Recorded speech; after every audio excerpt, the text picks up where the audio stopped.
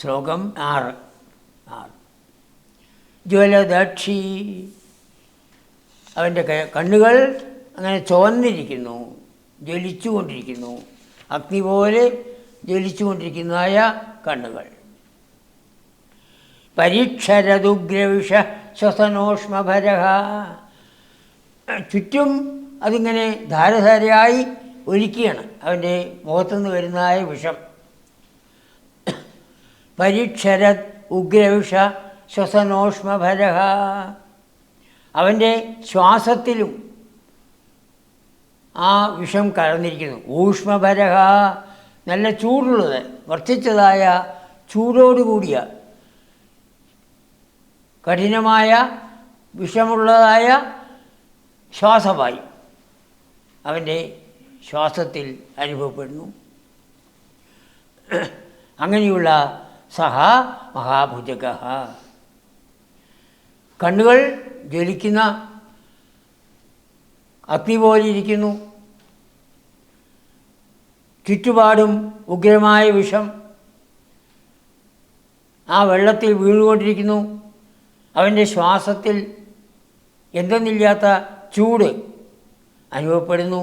അങ്ങനെ ഉള്ള ആ ഭുജകം, ആ മഹാഭുജകം ഭഗവാന്റെ അടുത്ത് വന്നു.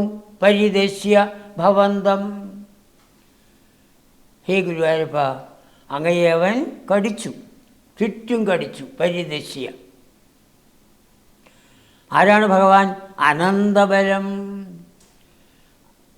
എത്രയാണ് ഭഗവാന്റെ ബലമെന്ന് ആർക്കും പറയാൻ സാധ്യമല്ല.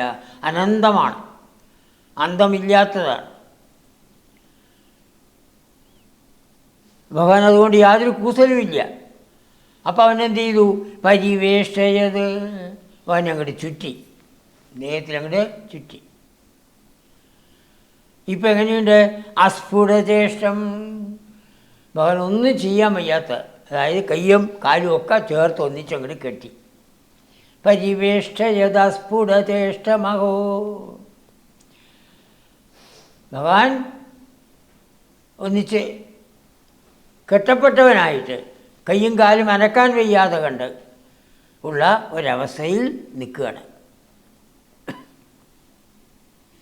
ഇവൻ മുൻഭാഗത്ത് കണ്ണുകൾ തുറിച്ച് നോക്കിക്കൊണ്ട് കണ്ണുകളിൽ നിന്ന് തീപ്പൊരി പാറിക്കൊണ്ടിരിക്കുന്നു.